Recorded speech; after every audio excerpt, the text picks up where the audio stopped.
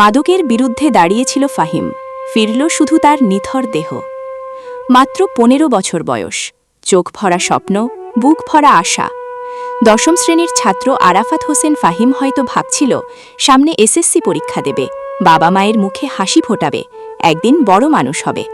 কিন্তু কে জানত সেই স্বপ্নগুলো রক্তে ভেসে যাবে। নোয়াখালীর সেনবাগে মাদক কারবারিদের অন্যায়ের বিরুদ্ধে প্রতিবাদ করেছিল ফাহিম, আর সেই প্রতিবাদের মূল্য তাকে দিতে হল নিজের জীবন দিয়ে। বুধবার সন্ধ্যায় এলাকার কয়েকজন মাদক কারবারি প্রকাশ্যে মাদক সেবন করছিল বলে অভিযোগ।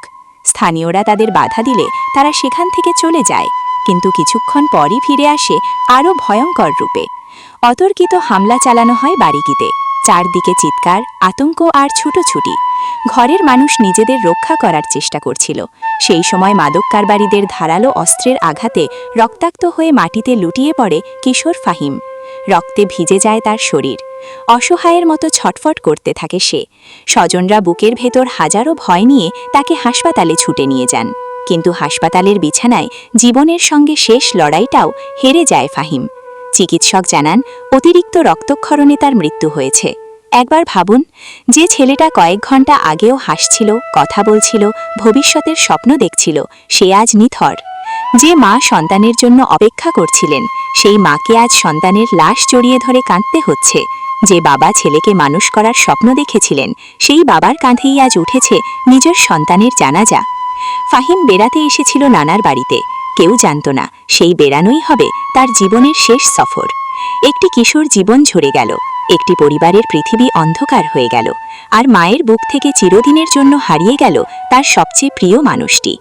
স্থানীয়দের অভিযোগ, দীর্ঘদিন ধরে এলাকায় প্রকাশ্যে মাদক সেবন ও বেচাকেনা চললেও কার্যকর ব্যবস্থা নেওয়া হয়নি।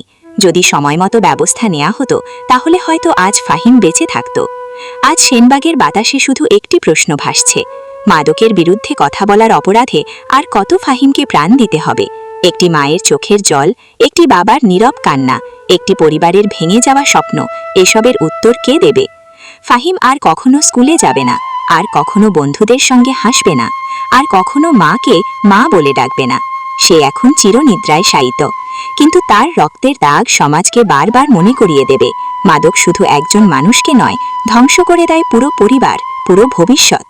ফাহিমের জন্য বিচার চাই, যাতে আর কোনো মায়ের বুক এভাবে খালি না হয়, যাতে আর কোনো বাবাকে নিজের সন্তানের লাশ কাঁধে নিতে না হয়, যাতে আর কোনো কিশোরকে অন্যায়ের বিরুদ্ধে দাঁড়িয়ে জীবন দিতে না হয়।